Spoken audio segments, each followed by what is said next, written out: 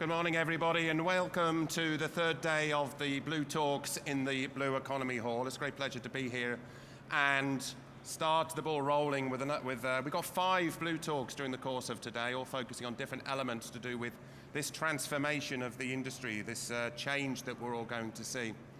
Yesterday we heard about some of the financing discussions, we heard about some of the technology, some of the digitalization.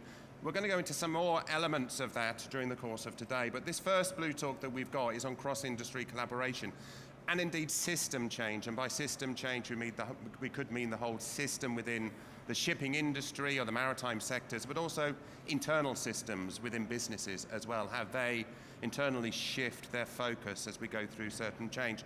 So I'm going to invite now Rolf Tore Roppestad, who's the CEO of Guard, to come up and give some opening thoughts, and when he's finished, I'll invite the rest of the panel up and we'll have a discussion leading off from what Rolf is about to say. So Rolf, please, if you could come. Thank you.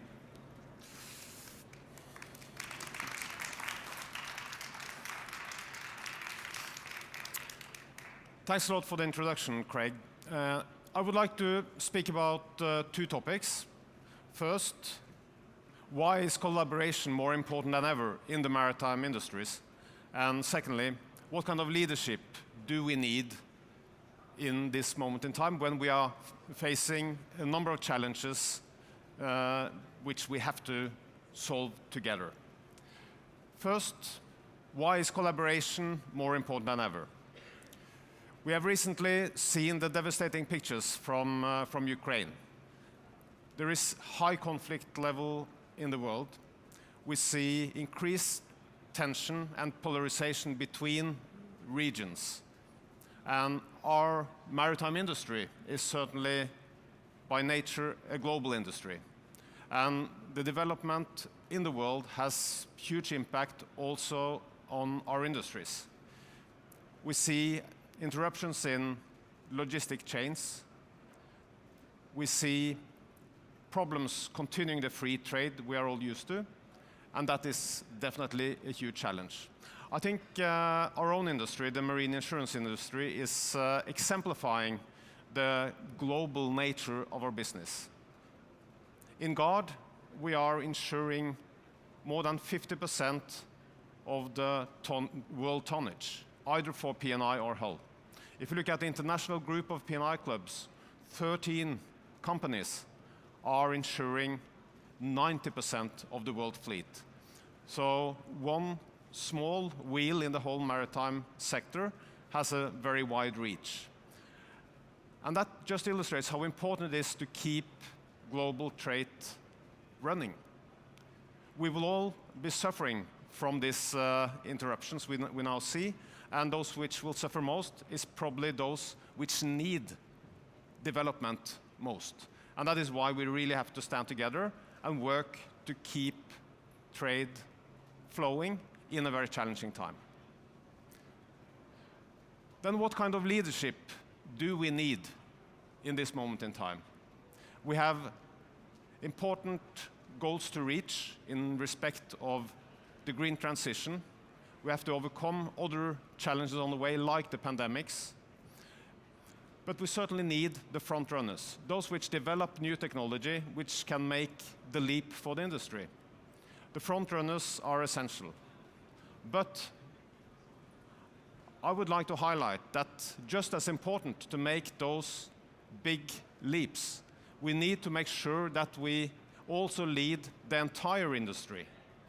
As a mutual owned by global shipping, owned by the global ship owning community, we see that the wide range of companies out there, we have those which are very much in the forefront, leading the way, but we also have those small to medium-sized companies which are struggling every day to come through their challenges.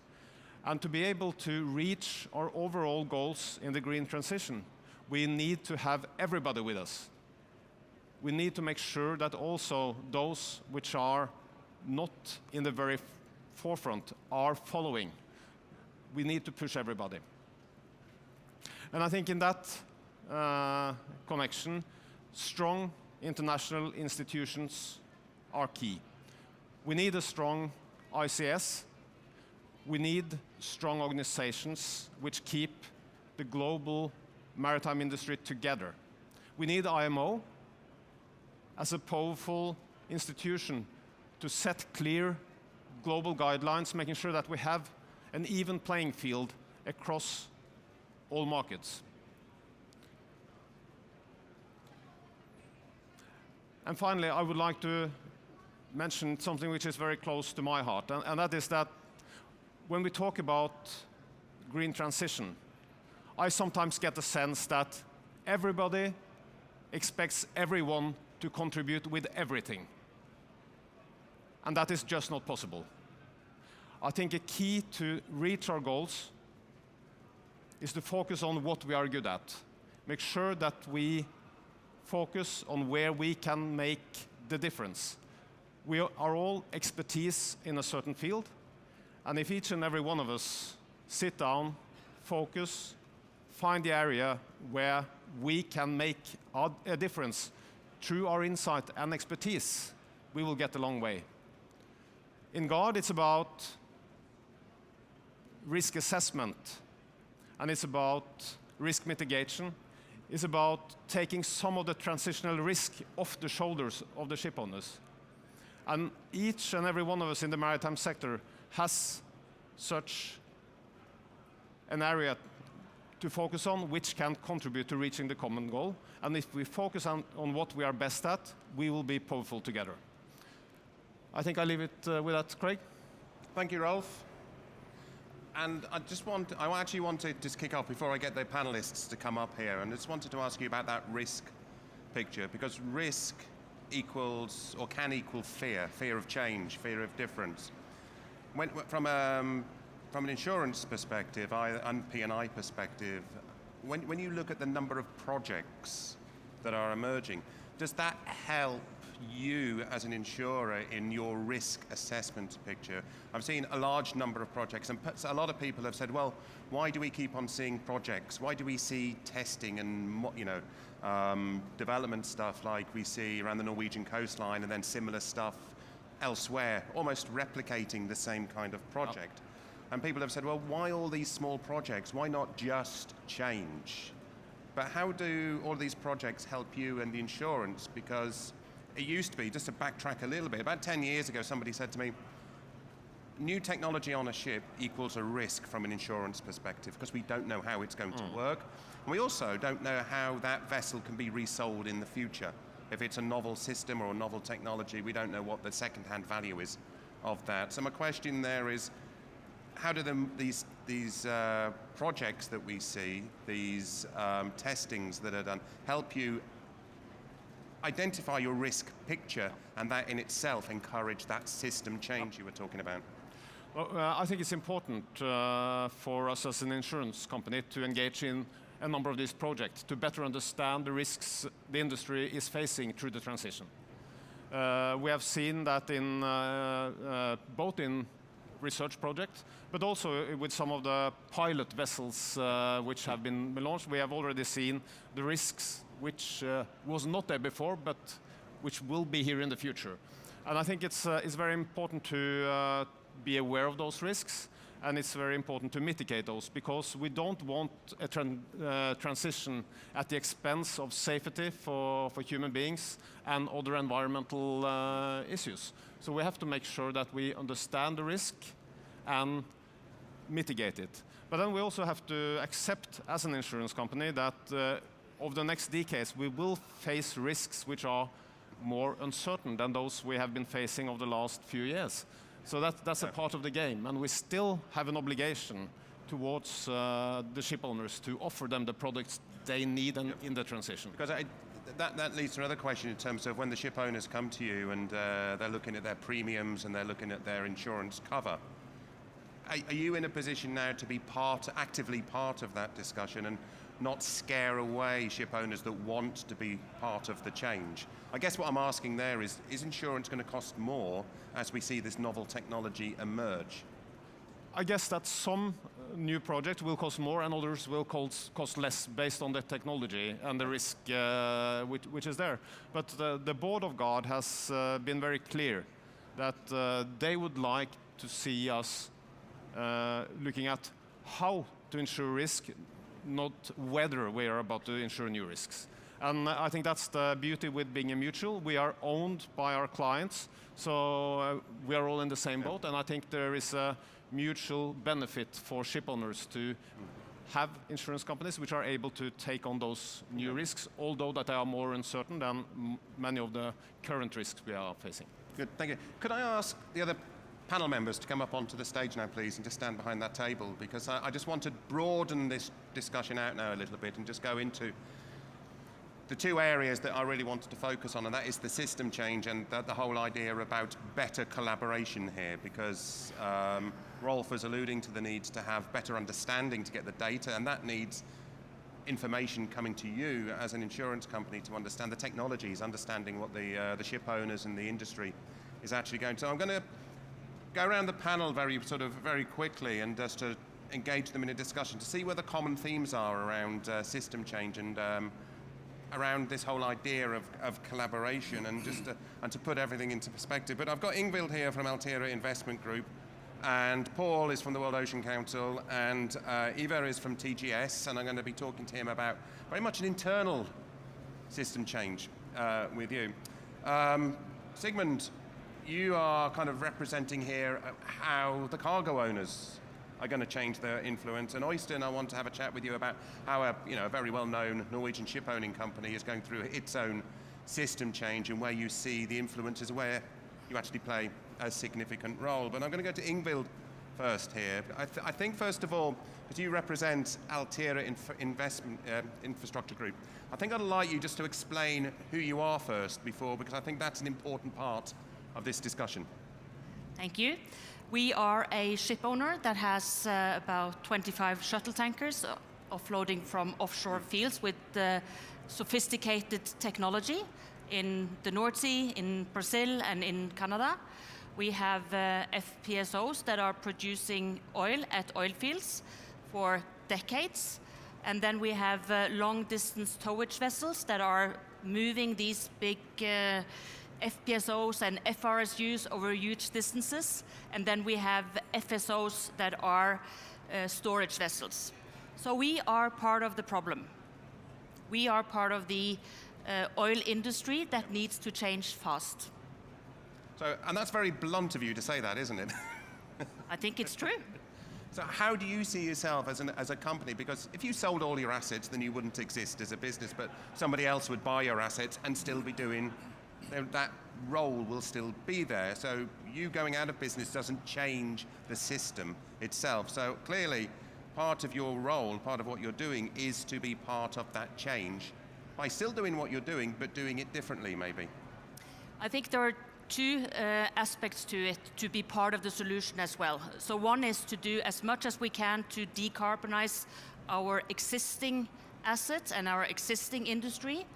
And the second part is to use the platform that we have built over decades, controlling risk, working with very demanding customer, developing technology, developing projects, and use that to develop new solutions that are leading us to the path of net zero. So for instance, carbon capture and storage as one example.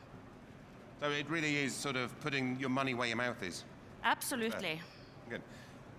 TGS, I recognize TGS as a seismic company doing surveys. So data intensity is probably where I see TGS, but you're shifting your focus, I believe now, or have been shifting your focus. So you're no longer just a seismic company, are you? You've become something else within the whole data things. Perhaps you can explain a little bit about the TGS transition over the last 5 or so years. Right. We're still in oil and gas, and we'll still be in oil and gas, but we're building a second leg, which is renewables, CCS, and deep sea mining, potentially. The last one is not a market yet, but it could become a big market.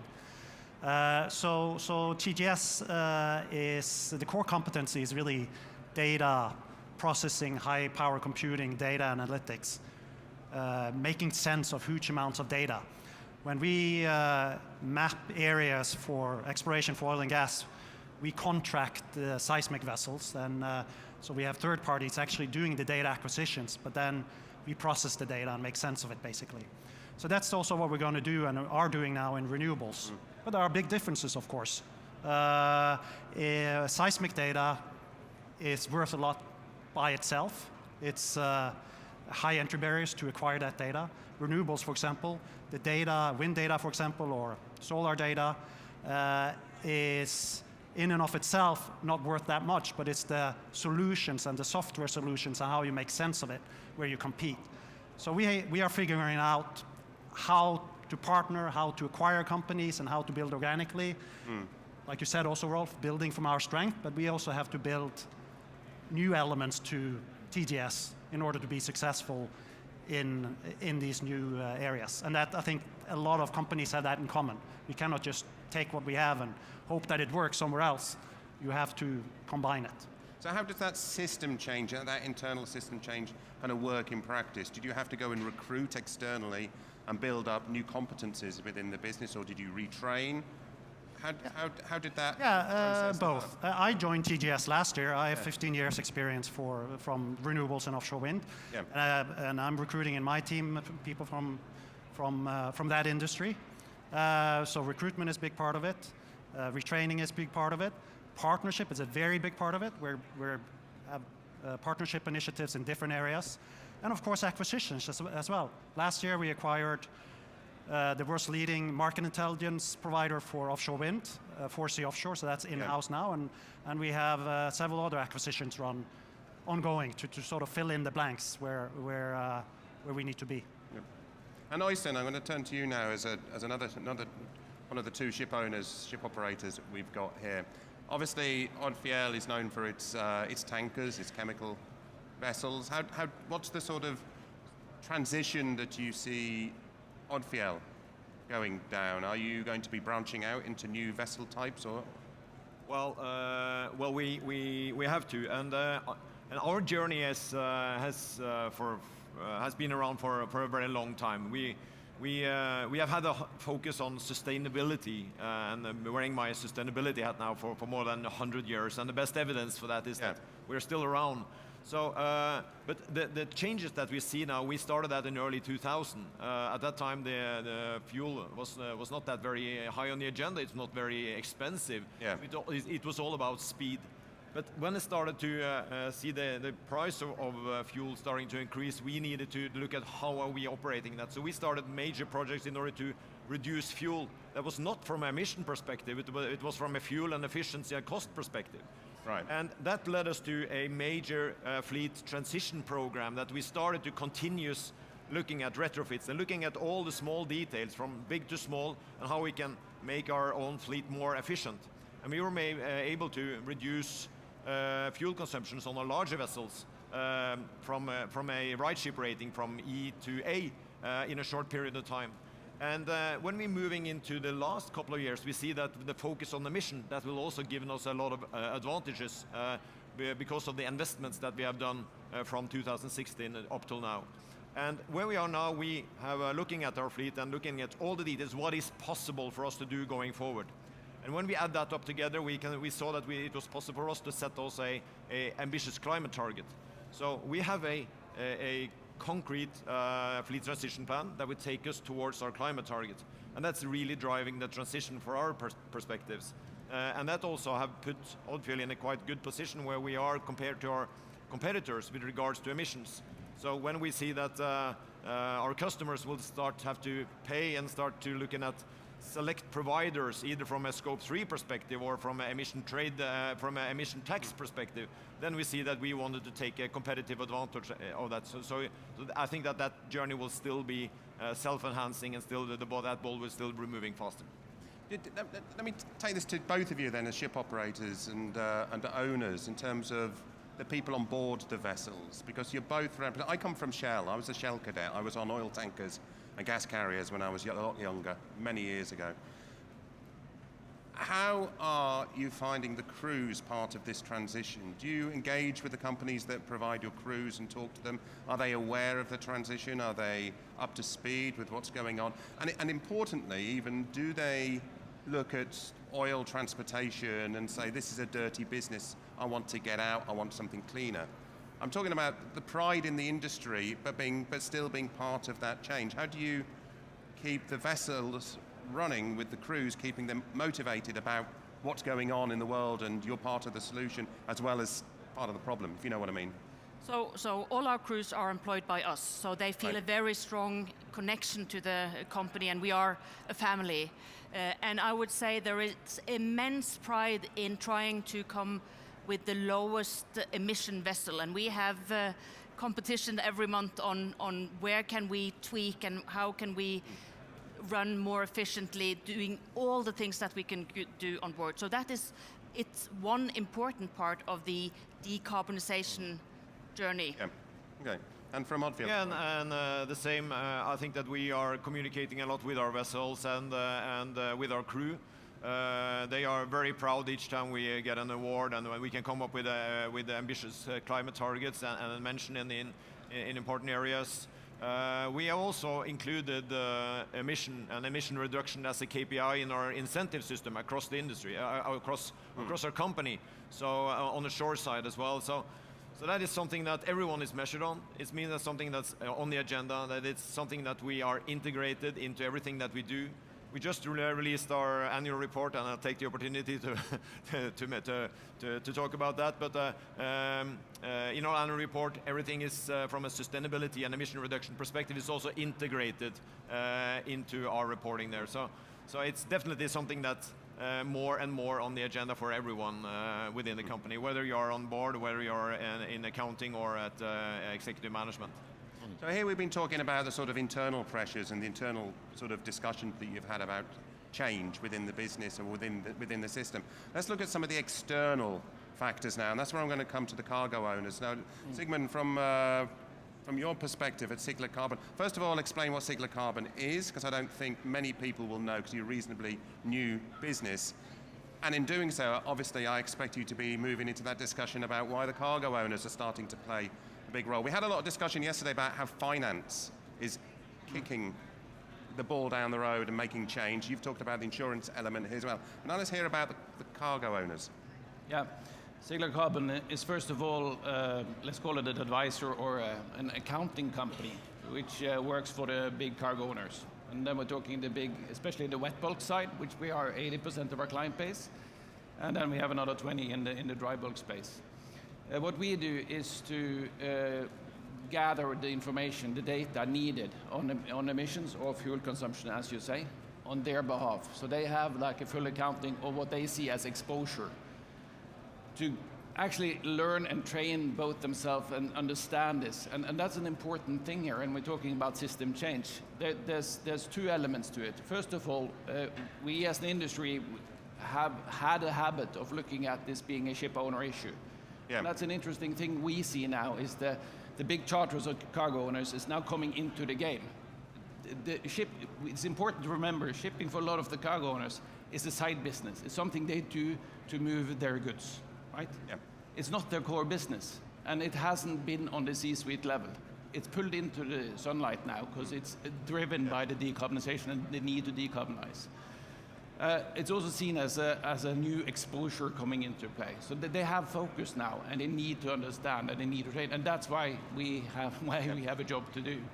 So I think it's extremely interesting with the two ship owners here, because Ingvild, you said you have sophisticated vessel and demanding clients, because you have been in the scope 1 focus area for these cargo owners for a long time. So it's a good example of what is possible when there's good cooperation between the owner and demanding clients. Unfortunately, in the global tanker market or in global bulk, that's been in the scope 3 emissions, so it hasn't been on the agenda, but it is now. But Oddfield was saying that he's getting the demand for scope 3. Kind of when we're talking about cargo owner is not just a cargo owner. There are many different kinds of those, because what is driving the cargo owners, for our perspective, if you're looking at our customers, they don't really care at the moment. It's all bound down to the dollars. So what is going to drive them? One is either it's an expectancy of being responsible, and you have cargo owners like IKEA, because they are responsible. They want to tell their customers that they transport their goods. That's one thing. The other one is that either if it's a price on carbon, and that will enter into EU, but that's only a small part of it. And for us, it's less than 30% of our business within the MRV system in the EU. And the last part is the scope 3. Luckily, the SEC came out with a new legal proposal last week about climate reporting also in the US. And I think that will also drive the incentives of actually reporting. But at the moment, we don't see it. I said 3 months ago that it will take about 9 months until we see that attention with our cargo owners. So I'll still stick to that, and I hope within 6 months now that we will see also the attention. And we see that it's growing, but when we are down to negotiating on the contract, it doesn't really matter at the moment with our customers. Paul, from World Ocean Council, we're talking here largely about the shipping industry, but you put the shipping industry into a larger system here, because at the World Ocean Council, you're bringing in a lot of different industries around the ocean, the aquaculture, some of the industries that TGS is moving into, I imagine, mining and carbon capture and elements like that. How do you see shipping playing a role in this sort of spatial development and it being a sustainable development here? I mean, if we look at the theme here of cross-industry industry collaboration and system change, that's what we're all about at the World Ocean Council. So building on Rolf's point about the need for institutions, what we have with what we do is the unique global multi-industry organization. The ocean industries come together through the World Ocean Council to connect across all of those sectors: shipping, fishing, offshore oil and gas, offshore renewables, aquaculture, ports, cruise tourism, etc., dredging, you name it. The idea here behind this is that it's a single global ocean. So we always say ocean in the singular. It's one big global ocean ecosystem, and it's one big multi-industry global business ecosystem. And so if we're going to manage the ocean and ensure it's healthy and productive, we need to get all of these ocean industries working together. And you mentioned crews, and we've got CEOs here. It's from the crew all the way up to the CEO and everyone in the back office together, as several of you have said, in your companies, really making that system change at a company level, working with leaders at a company level, within the company, at the leadership level. So good, smart people in all these different industries are coming together to recognize the ocean industries have a responsibility. And actually, we need the leadership. The government, the intergovernmental system, is doing what it can, but we need that collaboration, that institution by and for the industries to work together and create the kind of system change whereby, as you're saying, the companies need to see themselves not as the problem, but as the solution. And no single company, as great as the efforts any of you make, and no single industry, such as shipping, as big and diverse and important as it is, can ensure we've got a healthy ocean. And so we need that system change in the sense that shipping companies are interested and able to talk to aquaculture companies, to fishing companies, et cetera, about the common issues that are affecting the ocean, things like ocean noise, things like biofouling and the spread of invasives, things like the need for investment that understands and focuses on the positive impacts that good companies can have. And we work that across the sectors. Yeah. How do you make sure that happens on a system level, not on a piecemeal level? I've seen, let's take underwater noise as an example and what happens to cetaceans. And I've seen efforts in the west coast of the US about mapping slow speed areas, etc. They seem to be localized. They seem to be very well-meaning, but very localized. It doesn't seem to be holistic around the whole industry. So how can you get that leadership to be broad enough that you're creating leadership in all of those areas? Well, I think it's about, and I know Rolf wants to say something about pre-competitive collaboration. So we take those examples, and the point you were making earlier about sort of pilot projects, we take those examples and we spread them to other companies. We get that sort of exchange of best practices. For example, one of the big container companies that recently joined the World Ocean Council, they voluntarily rerouted in the Mediterranean to avoid impacts with marine mammals based on good data and science. So we need to share that. Companies in shipping and beyond shipping need to think of themselves as the ocean stewards, what we call corporate ocean responsibility. Let's share those practices, pick them up because it's good for all industries to be leading the way on ocean sustainability. And so that's how we replicate and scale. I go to Rolf and then to Øystein, please. Well, I think I fully agree, and I think it's so important that in a more fragmented world and in a world with more tension, between the different regions. We need to have a common set of rules in the ocean. I think history shows that we can be successful. My favorite example in respect of tangible result is oil pollution from tankers. After the Exxon Valdez, the work with double hull started. It took close to 10 years before IMO had the regulations in place and it was abided by everyone. But if you look at the figures today, the last 10 years, the average tanker oil spills is only 3% of what it was in the 1970s. So it really shows that global regulations do work.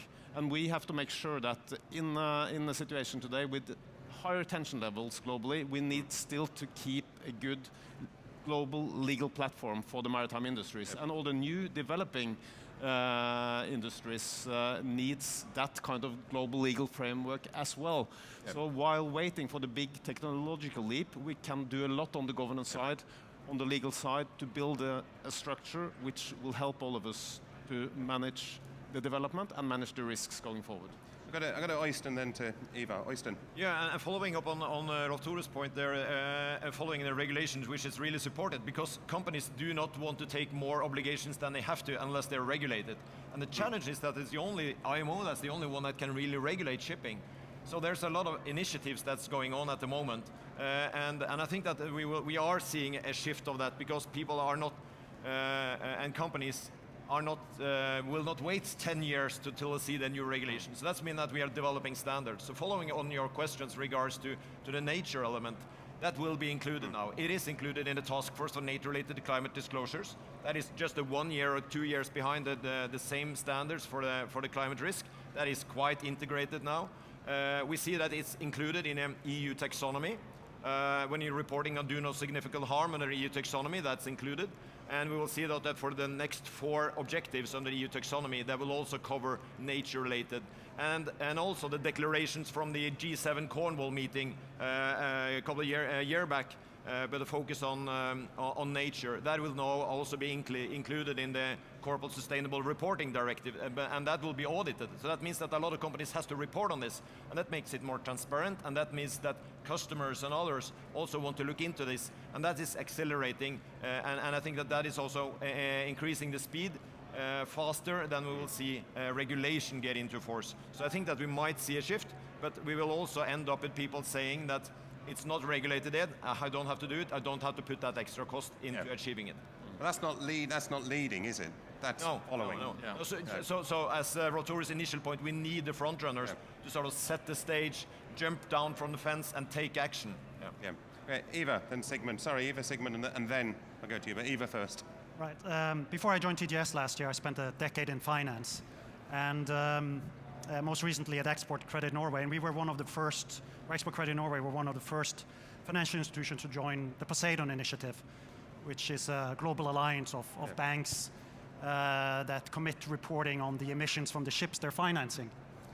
So then we have to figure out and go back to the ship owners and get those data, and that's where you guys come in as well. So finance is a driver, but my question is more broader, and maybe a little bit to what you both said, in terms of bringing the whole world together. And is there, how do you, and the Poseidon Initiative is a good example, because that's mainly Western banks and finance institutions in the forefront. Now we can see a world maybe that's diverging from the Western world versus the rest, perhaps a little bit, some of those trends. So how do we make sure that these new initiatives is broad enough to not have just 2 different worlds where one of them is moving forward and the rest is doing basically what they used to do? And you see that in oil and gas, you see it in many different industries, right?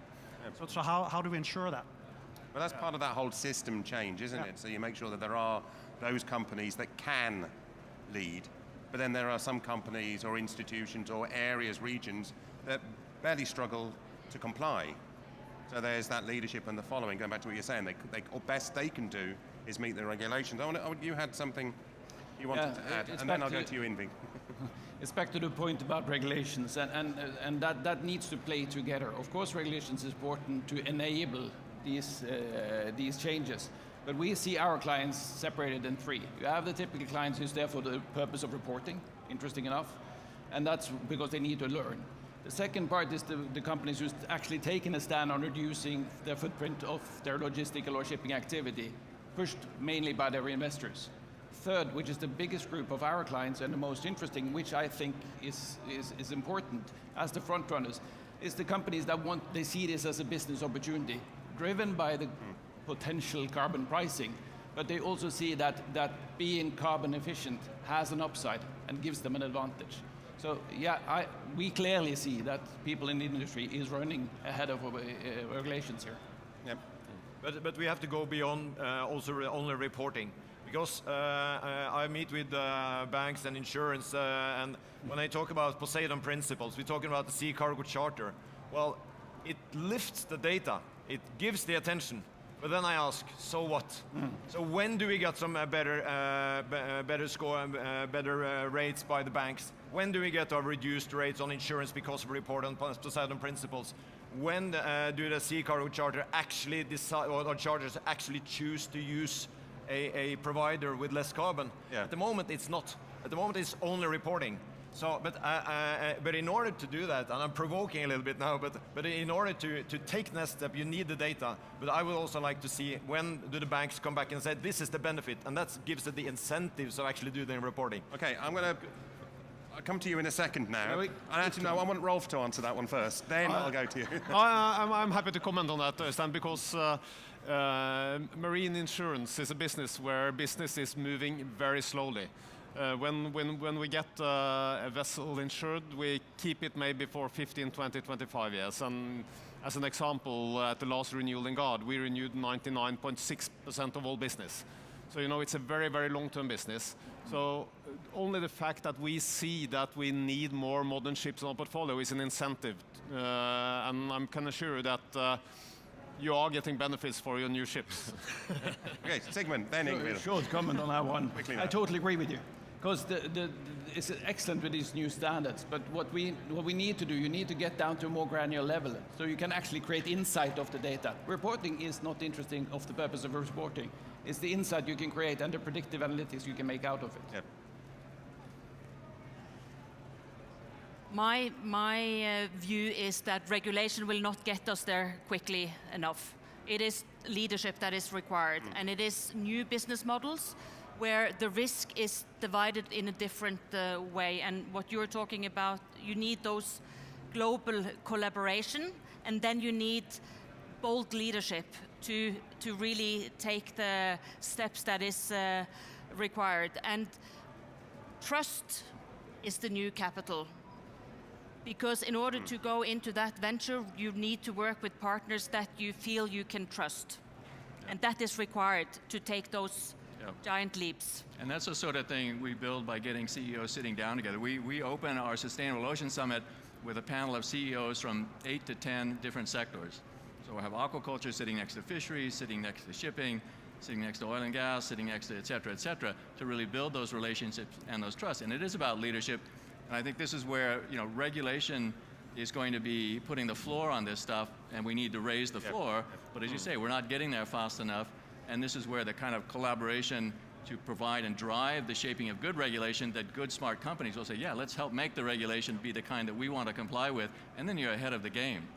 So I think the key here is really focusing on the pieces of the ocean stewardship and ocean health that all of you share, not only amongst the different portions of the shipping industry, but with your colleagues in the other sectors, and shaping what kind of standards, what kind of best practices are needed to really lead the way, and the regulations will come in. We've talked a bit here about finance, and I know there was yesterday the session on finance. One of the key drivers on this is going to be, and is increasingly, and as Øystein pointed out, there are these various global task force now working on these things, is the role of finance. What we found, and we have an ocean investment platform that brings together the finance industry around the blue economy. What we found is that there are different versions of what are the impact metrics, what kind of reporting, and I'm talking about the more cross-cutting issues now, not shipping specific. I think we mentioned ocean noise as one classic example. So what are the metrics that a shipping company needs to use, a fishing company needs to use, et cetera? The finance community, they want to see that. So we've got a task force on ESG framework for the ocean, that the broader finance community is very interested to see that, so that they've got something to work with. Your colleagues here at the Norwegian Sovereign Wealth Fund, et cetera, people really want to see an ocean version of what does sustainable finance look like. What are the categories? What are the indicators? What are the metrics? What is the reporting that can help all of you show your progress? And insurance as well would really benefit from that kind of framework. Absolutely. Rolf. Yeah, no, building on what Paul and Ingvild said, I think trust is a key word, and dialogue is key. I just wanted to mention one example, which we started in Gard some 5 years back. We saw an increasing challenge handling large incidents. When there is a big casualty at sea, often there was big conflicts with authorities, whether national or local authorities. And we started a project which we called the Outreach Program, which the key was to have a dialogue with maritime authorities all over the world before the incident happens. Build trust, have a plan, if this happens in this port in Brazil, then we will do this. And I think having that kind of dialogue with new partners, partnering up in this sense with maritime authorities all around the world, has been very effective. We see that we are able to be quicker on the scene. We get equipment in earlier to limit the damage. So it's basically good for society because the damage, oil spills and so on, are mitigated. And it's good for our members, the ship owners, because the total payouts will be lower. So it's, I think building trust in many ways is a win-win situation, definitely. Yeah. That gives me an opportunity then to go on to another element of this in terms of of collaboration, because you mentioned trust, but I want to talk about corruption, bribery and things like that, because I know, Øystein, you're a member of the board of the Maritime Anti-Corruption Network, and I'm guessing that's a sort of a signatory of companies, organizations that are going to be squeaky clean in terms of what they do, a lot more transparency, a lot more honesty, and not. What does corruption mean when we're talking about system change, when we're talking about collaboration and building up trust, sharing data and things like that? What can you tell me about where corruption destroys that? Well, that is a big topic, I'm just looking at all those SDG numbers, and I remember at one point we were looking at how can you address all these numbers of the SDGs that we see on the side here, and one of them I was challenged. Well, pick one, and then I picked the number 16, and the number 16 is related to corruption, and in order to achieve all the other sustainable development goals, that is impossible without tackling corruption, because you cannot fight poverty, you cannot fight hunger if all the money goes in the wrong directions. And that's one of the key drivers for us at Odfjell to fight corruption. And that's one of the key drivers for us to add also into the Maritime Anti-Corruption Network, because this challenge is bigger than one company can solve by themselves. So that means that today we are 165 companies in the Maritime Anti-Corruption Network. Everyone has signed up to that, signed up to the ethics of the MACN, and also joined collective actions around the world. And as an example, when you go into the Suez Canal, everyone has the same message. We have the same frontline material. So when you got inspectors, customs coming on board, they get the same message. And that gives trust and confidence with our captains, because they know that the ship behind them will also say the same. Yeah. They know that the ship in front of them said the same. And that has reduced the request for facilitation in the Suez Canal with more than 80%. And what we did is that we took that same collective actions and we brought it with us globally around the world as well. And we have seen MACN made huge success in adapting that, because you're not pointing at one single company that's fighting this. It's a community that we're standing shoulder to shoulder, everyone. The P&Is, the port agents, ship owners, charters, included in the MACN. And fighting this. So that is a very good example on a cross-industry collaboration to solve a ESG challenge. How does that fit into a larger picture around the oceans, the whole kind of corruption and drug? I'm aware, what is it? It's called Outlaw Ocean. Have you seen the Outlaw Ocean? And it's look at illegal fishing and very underhand approach towards people who work on vessels as well, on fishing vessels. And I think this plays to the point that all of the different industries they need to be looking out for each other as well, and looking at the ways in which we can help ensure that it's good, responsible practices across all the sectors that are taking place in the ocean. The shipping industry, I think, has a particularly valuable role to play here because of how how much of the ocean it covers, to be a part of that leadership in working with authorities to, and we've actually had some companies and some of the authorities at a global scale and a regional scale start to have discussions about, well, how can industry help be kind of eyes on the water to, not, it's kind of like neighborhood watch, where, if you see something suspicious, tell the authorities. And so now with the satellite technology, with the data flows that we all have, and this is increasing and improving, there are ways to really help ensure that the good players are able to continue what they're doing and get on with their business, and we get the authorities, the regulations focused on the substandard, the illegal players. And I'd link that to a broader kind of data gathering and monitoring opportunity, what we call smart ocean, smart industries, where the vessels of the world, be it big shipping, be it fishing, be it the offshore support vessels, as well as the fixed infrastructure, any and all of that fixed and mobile infrastructure that all of these industries have in the water could and should be evaluating how they can either host or deploy instrumentation that helps us monitor what's going on for environmental purposes, for social purposes, et cetera. And it's by far the most cost-effective way to increase our understanding of the ocean. SDG 14.1, or point A, is increased scientific knowledge. All of you in the shipping industry can be immediately saying, yes, we're helping achieve SDG 14.A by evaluating how we have vessels hosting or deploying sensors. And it's a virtuous cycle. More and better data from shipping and other industries goes to the forecasters, the modelers. It comes back to you in the shipping industry as better predictability of extreme weather events. The insurance industry will love this, et cetera. And this is happening to some extent, but not on a global multi-industry scale, and that's what we're working to do in terms of increasing that data On flow. Monday, one of our opening speakers for the Blue Talks was Kimberly Mattison from Hub Ocean, talking about exactly that and all that sort of ocean, maritime spatial data and all the various sources that can come into that. Because I kind of touched on what you were saying as well in terms of getting that right picture and getting the data to help you understand. Because when you're looking at rerouting, a vessel hitting a whale has got a lot of implications for an insurance claim, for example. It could have an insurance claim. Data relating to where wind turbines are going to be installed or where mining is going to take place. All of that will play into that picture. So how do you see that? How do you see the insurance picture changing as that maritime spatial data awareness grows, like Paul was saying? I think there will be a lot of development in respect of how insurance is working. If you look a few decades ahead, I think looking 5-10 years ahead, maybe the progress will be in relatively small steps, and then I think at some point there will be a big leap where when you really follow the movements of the vessel everywhere, and then but it is already a lot of competence which can be shared, and a lot of insight which can be shared. I think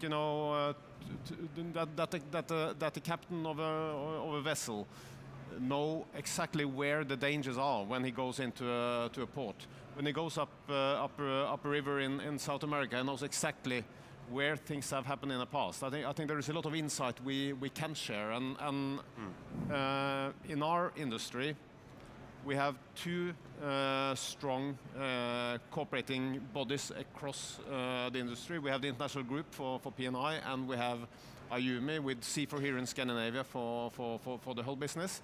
And I think if we put our insights together and give proper advice to owners based on that, and we organize it in a way that the data is receivable for your vessels, we can take it a long way. But I think the problem today is that everybody has different platforms. Everybody has data on different kind of systems. So we do not have that common ground yet to be able to share. But I think there is a strong willingness among insurance companies to share any data which has to do with safety for people and environment.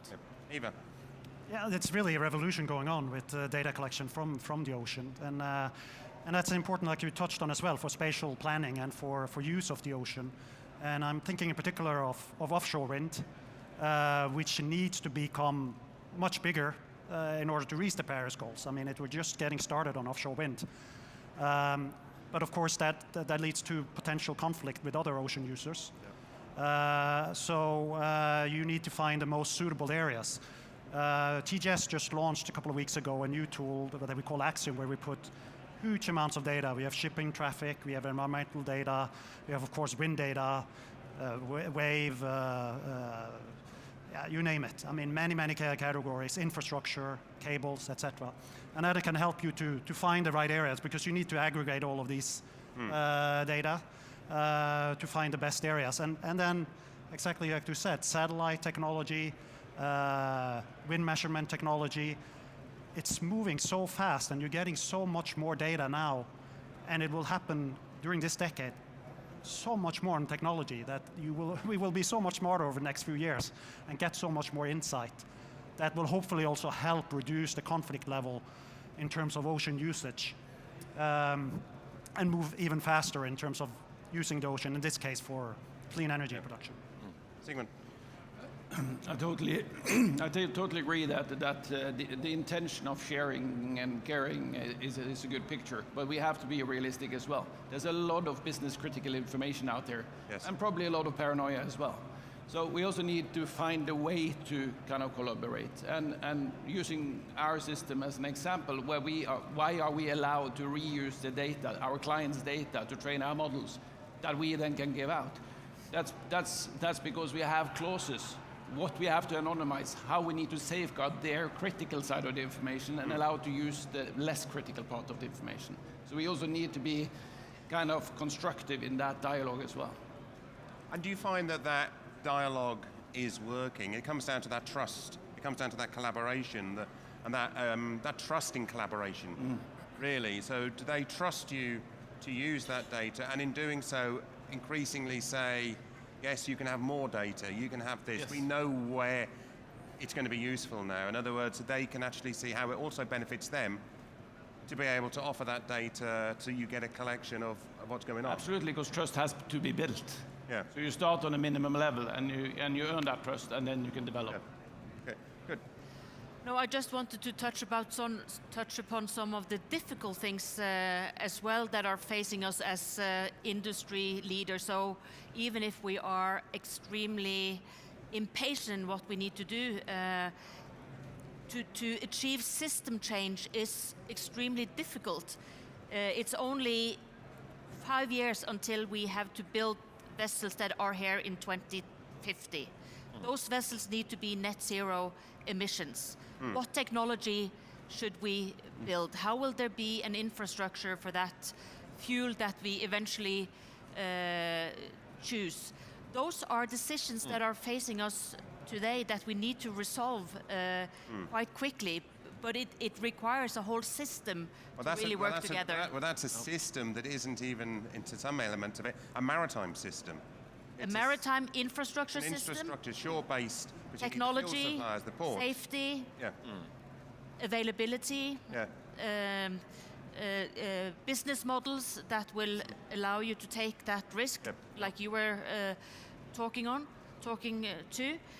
So there is a strong willingness. I'm thinking about this every morning when I wake up, almost. But it is. We need to achieve an industrial revolution in the speed of a technical revolution, really.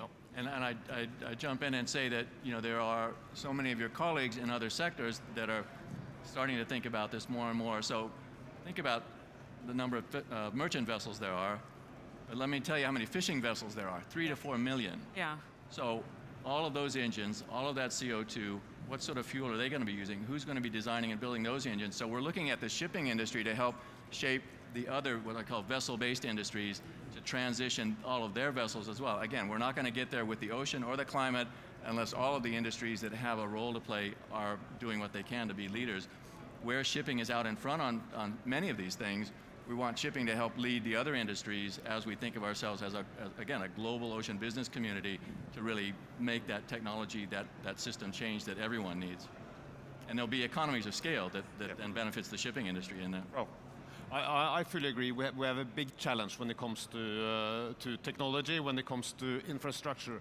But I think as the maritime sector, we should really not only think about our own emission, we have to also think about how we can substitute other means of transport, which is more polluting than sea, onto shore. Let's try to start to talk to politicians to get cargo from land to sea. That would in itself reduce carbon emissions significantly.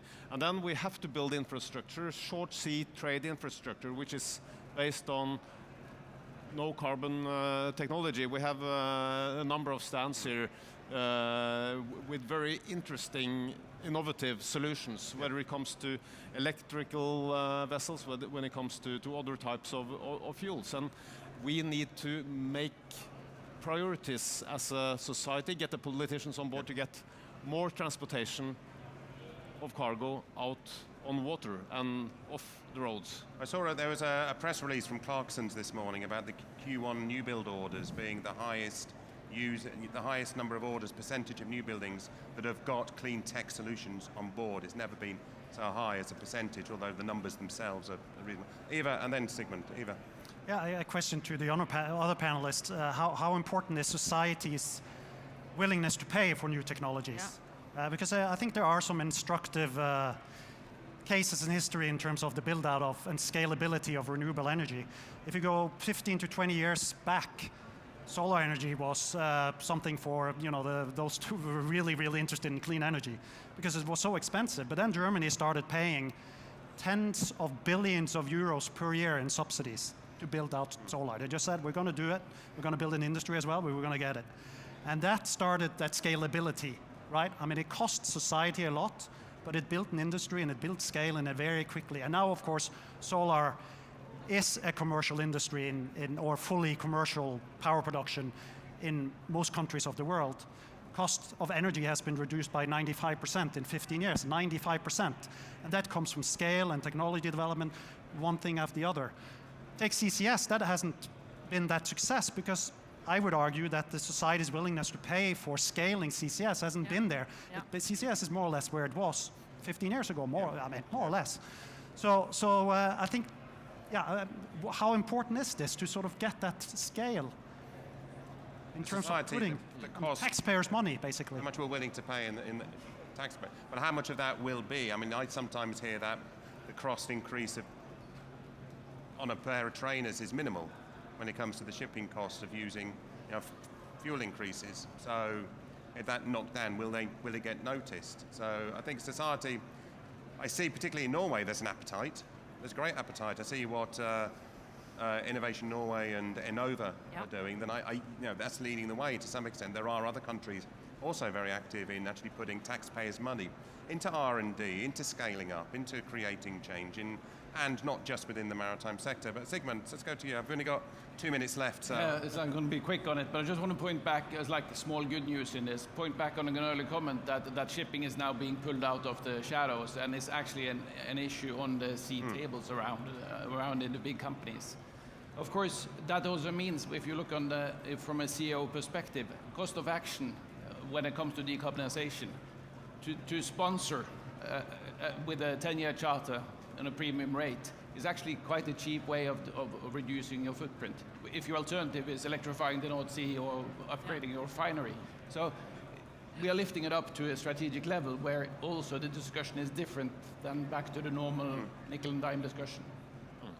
We had a conversation yesterday, one of the Blue Talks, which was looking at circular economy and life cycle assessments, and it was really kind of instructive in terms of, we had Christopher Rex from Danish Ship Finance talking about a modular system for shipping, a new structure for ownership, the way that we can then look at the ship as part of a system itself, rather not just the businesses, but the ship as part of a whole system. Last word then from you, Rolf, in terms of where you see insurance fitting into that, how can collaboration really happen if everybody's looking at everybody else still? Like you say, it's got to happen together. But I still see an element of, will the one that's going to make the first move please step forward? It's a difficult question, but I think definitely we have to embrace those which are frontrunners. Yeah. We have to make sure that we as the insurance industry take some of that transitional risk off the shoulders of the front runners. And we are prepared to do that. I think the whole industry is prepared to do that, because this is our future business, and we have to support the ship owners which are early in the transition. No doubt about that. So I think that's the responsibility we can take as a company and an industry. Really support owners which are forward-leaning and front-runners in the green transition. Good. Thank you very much to our panel, all 6 of you. Thank you for your inputs and thoughts. It's good to have so many experts to talk to all in one go. Can I say thank you to the panel? Thank you to all of you. I'll be back in 15 minutes. We'll be talking about another system change, autonomous shipping, and how that fits into what we're talking about here, and including conversations about data. Thank you very much, all of you. Thank you.